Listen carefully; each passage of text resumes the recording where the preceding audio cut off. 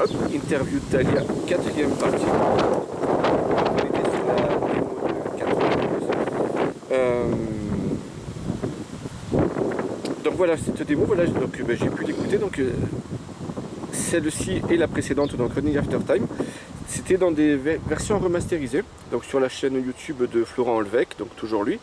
Est-ce que ces remasterings, ils ont été faits pour l'occasion, pour qu'ils puissent les mettre en ligne? Oui. Oui, d'accord. Oui, oui, Thierry a sorti, il s'est dit bon, il y a un côté un peu vieux où manque un peu de pêche. Et comme il aime bien travailler le son, Alex effectivement, il a remasterisé ces deux démos. D'accord. Alors, le 13 mars 1992, donc j'ai vu que vous avez fait partie d'une dizaine de groupes à l'affiche du tremplin Summum à Grenoble. Alors on y retrouvait aussi Temple et Dreamchild. Alors c'était bien des groupes de Joe Amore et Gérard Foy. Et est-ce que vous pourriez nous parler de ce festival? Je crois que c'était Gilles Kyriakos qui l'avait organisé à cette époque.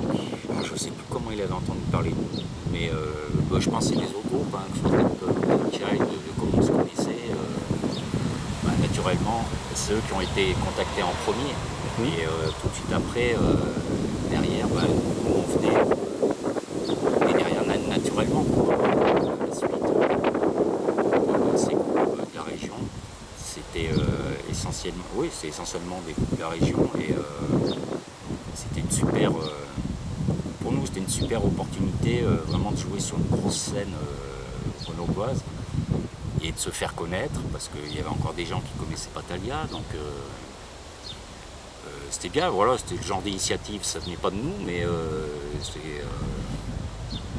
ça nous convenait, ça nous plaisait, et c'était très sympa. D'accord. Et puis c'est vrai que le show au Summum, à l'époque, c'était le Graal, hein. Ouais. Même si le Summum il n'était pas rempli, il n'y avait pas 5000 personnes, hein, mais voilà, l'occasion de jouer vraiment sur une grosse scène physiquement, devant du public, avec tous les moyens professionnels. Et vous aviez un set conséquent ou c'était juste 2 ou 3 titres? Non, non, c'était un set, alors je ne sais plus exactement, on avait dû jouer entre 3 quarts d'heure et 1 heure. Ah oui, d'accord. Ouais, ouais. D'accord. Donc, dernière question pour conclure avec les démos.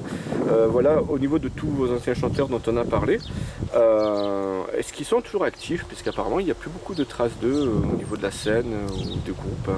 Aucune idée. Je crois qu'Alain, lui, il a arrêté. Ouais. Tim, depuis, j'ai jamais eu de nouvelles, j'ai jamais su ce qu'il donnait, ce qu'il faisait. Je ne peux pas te dire. On n'en saura pas plus. Désolé, non, on n'a pas. Après, voilà, on n'a pas eu des liens aussi d'amitié qu'on a eu entre Toff, moi, Thierry et Fab. Et il y a des pas aussi forts. Donc, c'est vrai que naturellement, la distance aidant, on n'a plus de nouvelles les uns. D'accord. Donc voilà, on arrive en 1994. Vous vous stabilisez enfin au niveau line-up avec Emmanuelson ici présent. Alors il évolue dans un registre plutôt différent. De votre côté, est-ce que vous vouliez faire un virage dans votre parcours ou est-ce que ça s'est fait naturellement une fois le groupe établi avec ce line-up?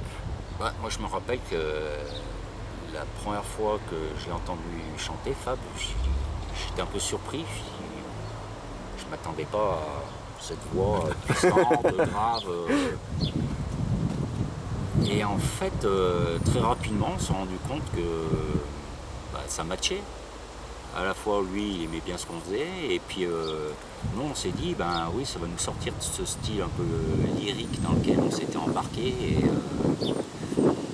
finalement, de faire des vocalises, est-ce que ça va continuer à nous aider ou pas? On s'est dit que non, et que justement, dans cette évolution de Thalia, naturellement, Fabrice a trouvé sa place. Et forcément, ça a joué aussi dans les compos d'après, quoi. Justement, comme on parlait tout à l'heure, c'était déjà beaucoup moins technique et moins dense au fur et à mesure que Fab était avec nous, et un peu plus pertinent et plus écoutable. Après, Fabrice, il a cette qualité aussi qui fait qu'il trouve des mélodies qui se retiennent, qui passent bien,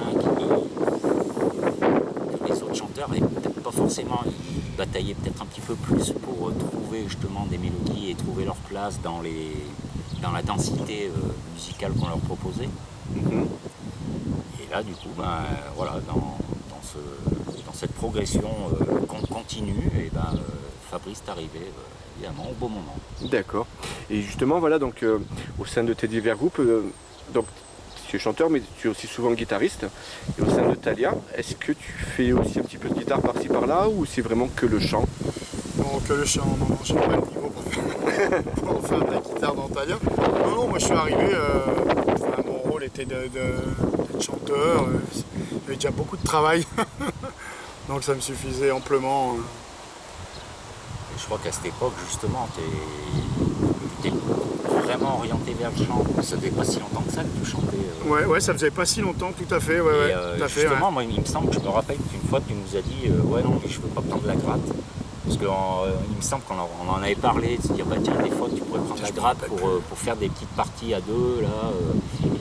Et il me semble bien que tu nous avais dit, moi, ça m'intéresse pas trop, je peux le faire si vous voulez, mais comme on sentait que c'était pas très... t'en avais pas vraiment envie, on n'a pas insisté. D'accord. Et c'est vrai qu'à ce moment-là, toi, tu voulais vraiment te focaliser sur le chant et développer tes capacités.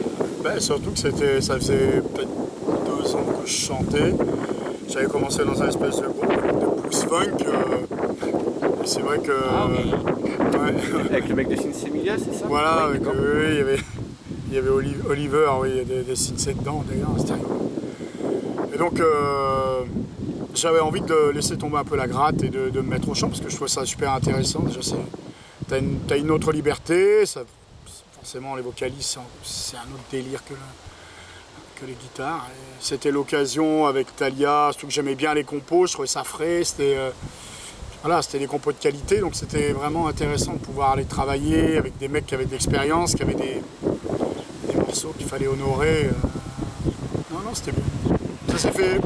Ça s'est fait plutôt assez naturellement, c'est vrai. Ce premier 4 titres. Et donc tu disais c'est Gérard Foy qui t'a présenté au groupe, c'est ça?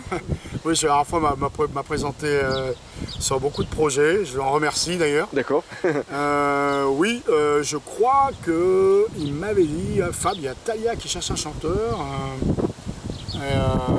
Je sais plus comment je suis rentré en contact avec Thalia et pourquoi j'ai testé avec eux, parce que c'est vrai qu'à l'époque les autres chanteurs étaient des chanteurs beaucoup plus lyriques, avec des voix plus hautes.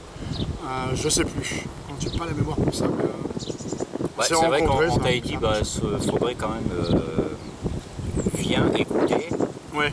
Et puis tu verras ce qu'on fait en ce moment. Et puis voilà. Petit à petit quoi. Alors, il y a eu un bon feeling, je crois qu'après il y a des choses qui ne s'expliquent pas, ça s'est fait naturellement. Eux, ils avaient envie d'avoir un chanteur peut-être plus groove, moins lyrique justement, comme le disait Zozo. Donc, c'était le moment, moi je suis arrivé. Moi j'étais dans ma période Mike Patton, tu sais, Living Colour, tu sais, c'était la période, les années 90, période qui n'aime pas toujours les purs heavy métalleux ou les purs métalleux, où le grunge est arrivé, la fusion, et ça a amené un renouveau, pour certains oui, pour d'autres non, pour d'autres c'était plus la décadence.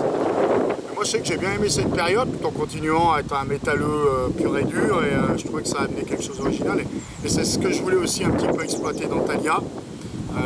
Et Thalia d'ailleurs écoutait aussi Living Colour, etc. Et donc King's X, etc. Donc c'était vraiment l'occasion de mélanger un peu nos influences dans quelque chose un peu différent du Thalia d'avant, quoi. Ça correspond aussi au premier Ellipsis qui était... les premières démos étaient quand même très orientées fusion. Tout à fait, des démos que j'ai perdues d'ailleurs, oui, tout à fait. Oui, c'était très fusion, Rage Against the Machine, Face No More, Mr. Bungle. D'accord. Donc arrive en 94 et vous mettez 4 ans à sortir le EP Règne Philosophie. Feignos. En 98. Voilà. Allez, Feignos. Pourquoi une si longue attente? Je me rappelle plus. morceaux. Bah, déjà, les compos, on mettait, elles sortaient pas en une semaine. Hein. Ouais. Les compos, entre le moment où Thierry nous amenait son premier jet d'idées de base, et le moment où le morceau, on estimait qu'il était fini, en moyenne, il se passait 2 mois. Quoi. D'accord. Ah oui, oui. Et de toute façon, c'est à cette époque qu'on s'est mis à enregistrer nos répètes pour pouvoir évoluer de répète en répète et se dire ah oui, on avait fait ça la semaine dernière, alors, si on essayait ci, si on essayait ça. Après, on essayait beaucoup de choses. Hein. Il y a des morceaux qui ressemblaient plus du tout au final à ce qu'on pensait au départ. Ça pareil, c'était naturel et c'est à force de jouer, les choses elles venaient, elles arrivaient, on dit ah tiens on va essayer, tiens si on faisait ci, ou si on faisait pas ça justement. Donc déjà les compos étaient très longues à être mises en place et être travaillées correctement, enfin de manière satisfaisante. Et voilà, ça peut expliquer aussi, je ne me rappelle pas forcément exactement, mais je vois ça, il me semble essentiellement comme la raison pourquoi ça a pris autant de temps. D'accord. Ça a encore bougé. Où est-ce que j'ai mis?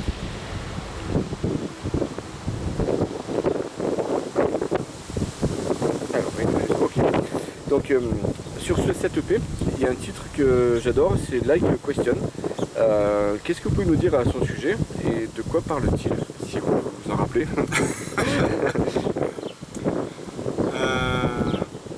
Ouais, ça parle un peu de la vie, quoi. La vie est un peu, comment dire, enfin, tu es dans un questionnement un peu permanent dans ta vie, surtout au fur et à mesure des années. À l'époque, on était plus jeunes pourtant. Oui, mais bon, T'as comme une, voilà, like a on se question. prenait déjà pour des grands, pour des... Voilà. C'est-à-dire que voilà, il y a une remise en question, c'est important d'avoir une remise en question permanente au fur et à mesure de ton avancée dans la vie, avec tout ce que ça amène en bien ou en mal. Enfin, de ce que je m'en rappelle, à moins que je transforme un peu le sujet. Mais, Oui, l'esprit de Like a Question, c'était, voilà, reste pas sur des acquis, comme une question. ouais, il faut évoluer, voilà. Ouvre-toi, et... Toi évolue. Voilà. Pose-toi les bonnes questions. D'accord.